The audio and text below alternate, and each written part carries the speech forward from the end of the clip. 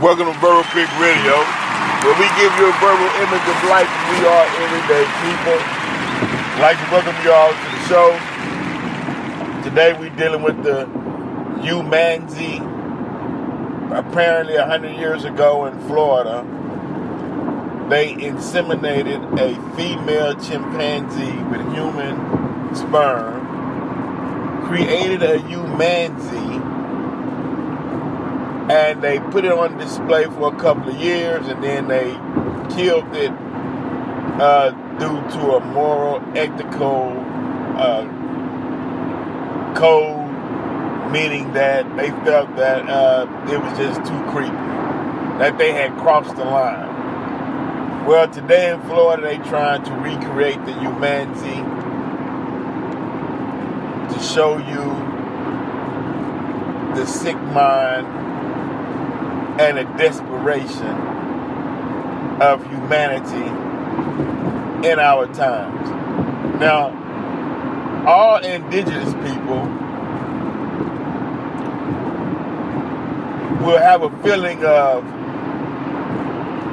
disgust for even to attempt to pull off something like this, because we know and we study and we understand nature just by our inner nature or our inner selves.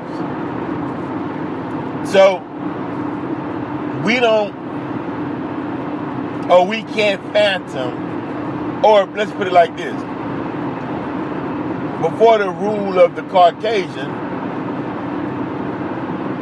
the original man and original woman, the indigenous people of the planet Earth, didn't have even the notion to even do such a thing. You see the difference? They never even crossed their mind to create a Humanzee. Now, when out in Europe, when they were sleeping with sheep and dogs and donkeys and all of that bestiality that came about with the Caucasians, because they wasn't doing that in Africa, they wasn't doing that in South Central North America. That's a European thing. When they were sleeping with animals and such, and chickens and all of that and such, the natives, the original man and woman, said, "Man, that's a sick character.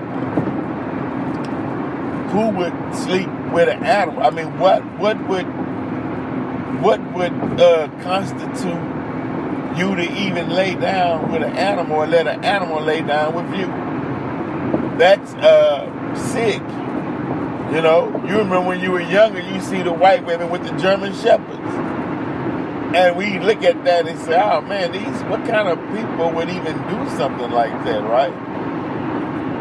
You know?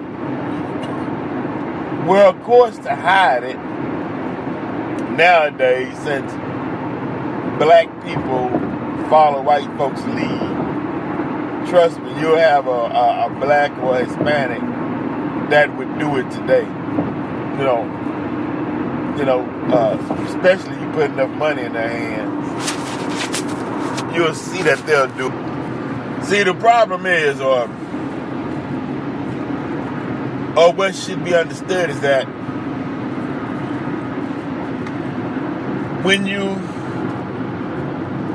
bring your customs and your traditions into a new land without learning the culture and traditions of the people who were already there, then you start to stink the place up. You become unwanted. It's like, you overbearing. You didn't come to a sense of, or you didn't come to an agreement.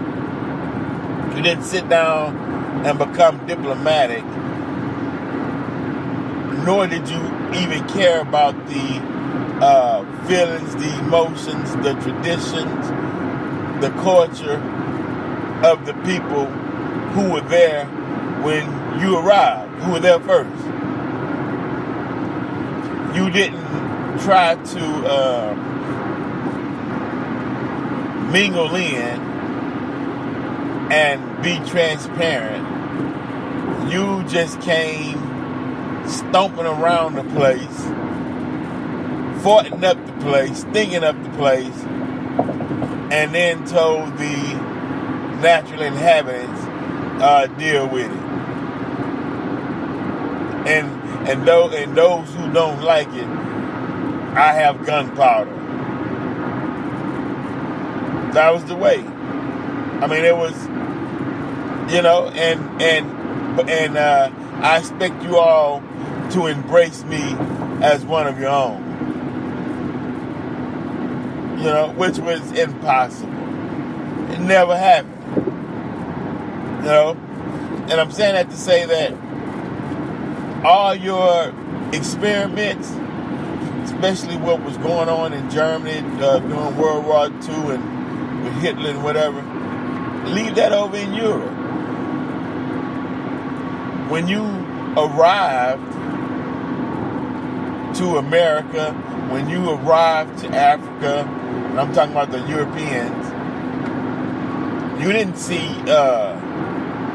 any European or native doctors or whatever participating in intertwining man with animal.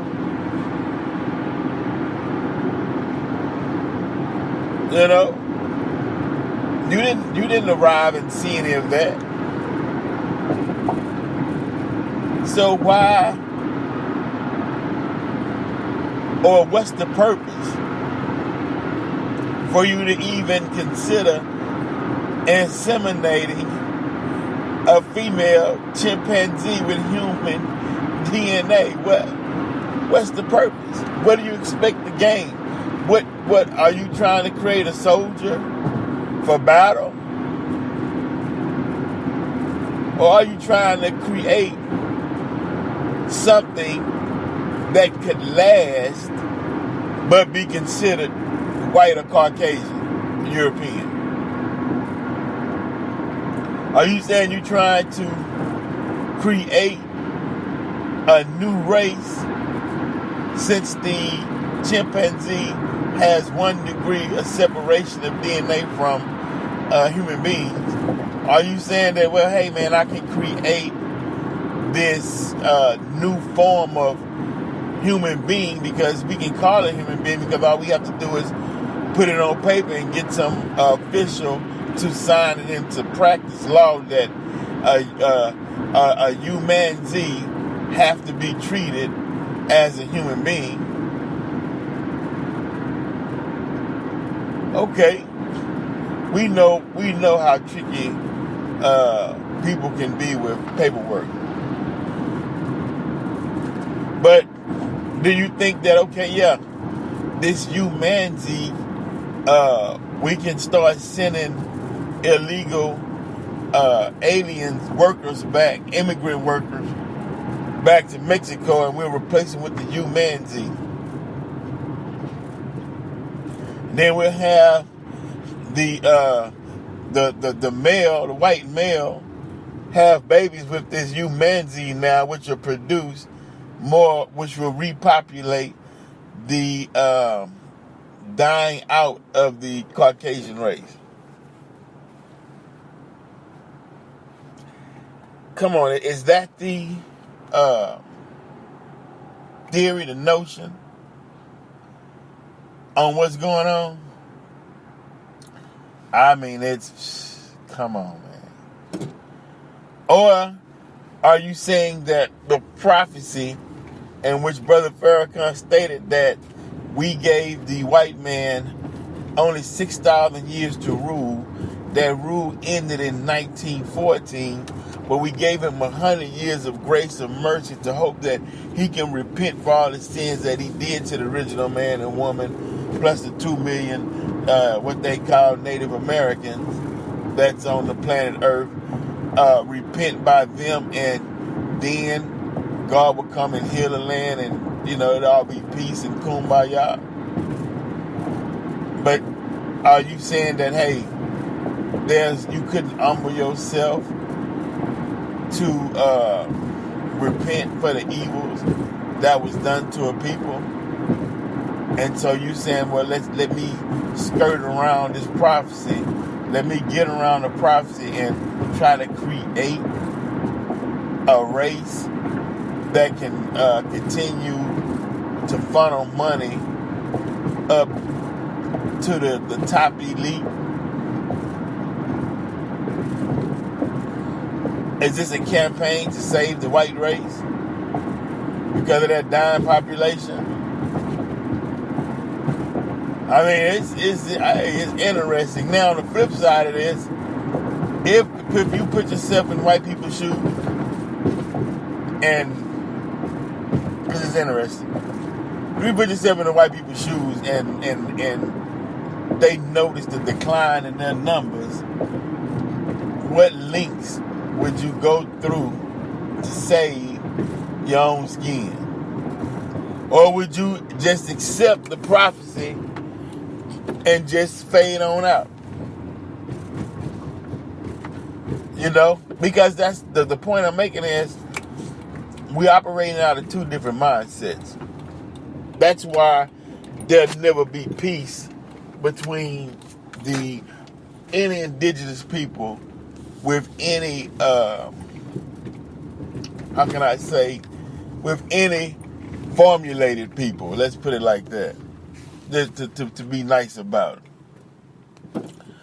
Palestinians and Israelis, prime example. The Native Americans and the American white man. I mean, they still put that boot on the necks of Native Americans even today. Yeah, they name mascots after Native Americans. But man, hey, you still got some prejudiced Native Americans against black people though. We not the ones that got the foot on your neck, but it is what it is. But what links would you go through to save your skin, to save your race? Would you be trying to invent Humanzee, or would you be trying to create a race for a race? Create a race and say, well, look, part of me is in this race. We can call it Caucasian, and we can carry on. Or are they saying, look, mixing with black people is not working because by law, 1% makes the child black, and these children, the children that are being mixed with black gives them part linkage to a race that was already here, so we can't call them Caucasian. So are you saying that you tested the DNA of a chimpanzee with the Caucasian? Because remember, this had to be done back in the 20s, early 1900s. So that smells Russian scientists all over it. That's the Hitler was looking to create a pure race. It has that stink all on it. But are you saying that since the white woman and the black man and the black woman and the white man created a child, that child in America is considered black, and that's not working because that child goes on to marry another black, and that white, the generation of whites is lost. Meaning the white man is not going to see his grandfather in that child. That reminds you of the movie Hellgate or Gates to Hell or something similar where an old country family made a pact with these dark-skinned aliens to help populate his family, to keep his family going for generations into the future. But at time, the son, the bloodline of the males couldn't recognize themselves in the child, so they decided to kill the child that was created by the aliens. But the mother killed the father to save the child, and wanted it to keep going, which became a new race of people. I mean, and the reason why we have these topics is because, man, the future is looking crazy dealing with. I mean, these people are sporadic. I mean, and the thing about it is, if it comes in their minds, and that's white people, if they think it, they'll try to do it. They'll do it. They think it, they'll do it. They say, hey, man, let's try the chimpanzee thing. Hey, we might can get a birth certificate for it, and that'll be the solution to the illegal immigration problem. We'll have them out in the fields picking. They won't catch melanoma due to the sun. They won't get the skin cancer. They can work long hours. Well, what would we need? And we can sit back and collect. We participate in it. We get a part of the money from the Humanzees, and we sit back and work them to death and the hell with everybody else. Because one thing about black people that we have to change is being reactionary, meaning reacting to a situation after it's too late, it already occurred, and now you want to set things back in motion. You have to be a visionary, or you have to act on soon as something arrives that's not right. Put it out. You see smoke, put the fire before you even see the flames.